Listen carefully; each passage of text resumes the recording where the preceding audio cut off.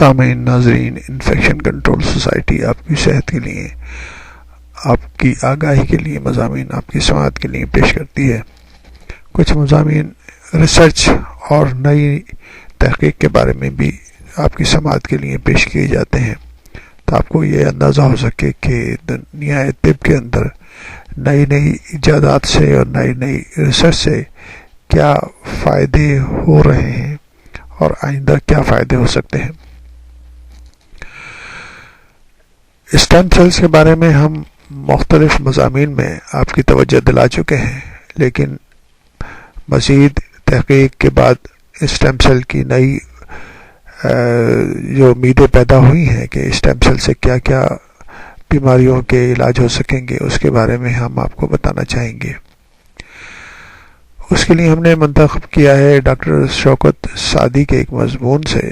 جو کہ جس میں بتایا گیا ہے کہ خون کے خلیوں سے دل، جگر، گردے تخلیق کیے جا سکیں گے، یعنی کہ لے آئیں گے بازار سے جا کر دل جاں۔ اور گزشتہ دنوں طب اور عالم علم ابدان یعنی کہ فزیولوجی میں 2012 کا نوبل پرائز مشترکہ طور پر دو سائنسدانوں ڈاکٹر جان گرڈن برطانیہ اور ڈاکٹر شنیا یاماناکا جاپان کو دیا گیا۔ یہ دراصل ان کی مشترکہ تحقیق تھی جو انہوں نے علیحدہ علیحدہ کی، اور ان دونوں کی تاریخ میں تقریباً 40 سال یعنی کہ 40 ایئرز کا فرق ہے۔ مذکورہ تحقیق کے مطابق انسانی خلیوں کی بنیادی شکل اسٹیم سیلز اور اس کے عمل تقسیم پر ہے۔ ہر جاندار جسم، نباتیات یا حیوانات کی ابتدا ایک واحد خلیے سے، ایک سیل سے ہوتی ہے۔ اس کا ایک حصہ ماں اور باقی حصہ باپ کی طرف سے آتا ہے۔ اس چھوٹے سے ننھے منھے خلیے میں پورے جسم کی یادداشت اس طرح محفوظ ہوتی ہے کہ اس جاندار کا سر کیسا ہوگا، چہرے کی ساخت کیسی ہوگی، ہاتھ پیر کتنے ہوں گے، حتیٰ کہ اندرونی اعضاء کی بناوٹ اور ان کی پیچیدہ افعال کی ریکارڈنگ بھی اس واحد خلیے یعنی کہ سیل میں موجود ہوتی ہے۔ اس واحد خلیے کی تقسیم کے دوران ذرا سی خامی اس جاندار کے بیرونی جسم یا اندرونی اعضاء میں ایسی تبدیلی پیدا کر سکتے ہیں جس کا علاج مشکل یا بعض اوقات ناممکن ہو جاتا ہے، جیسے کہ دو کی بجائے ایک آنکھ کا ہونا، ہاتھ پیر یا انگلی کی ساخت میں تبدیلی، یا اندرونی اعضاء جیسے دل، جگر کا ایب نارمل ہونا۔ ماضی میں سمجھ میں یہ نہ آنے والی ان خامیوں کو لوگ کرشمہ قدرت یا معیشت ازدی کا نام دے کر صبر کر لیتے تھے، لیکن اب ہر تحقیق اور اس کے اسباب اور علاج کی کوشش کو چیلنج سمجھ کر کی جاتی ہے۔ خلیہ واحد یعنی کہ ایک سیل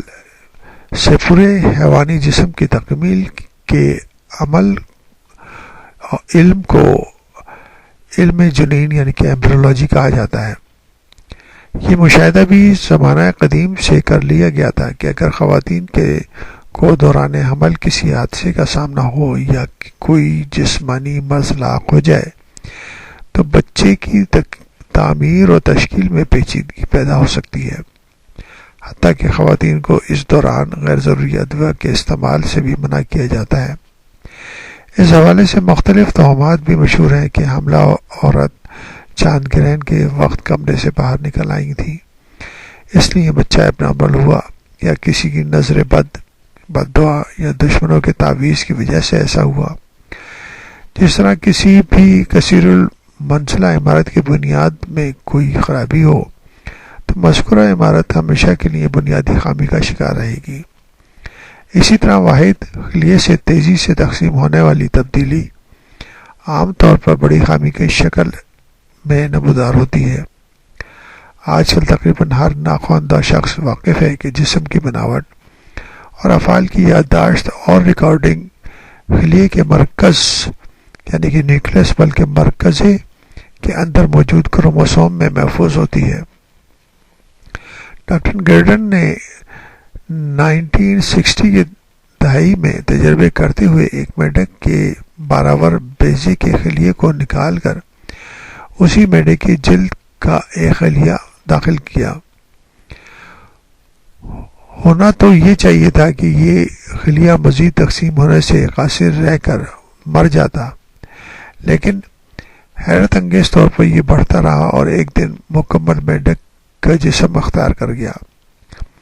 اس نظریے کے تحت 1970 میں کی دہائی میں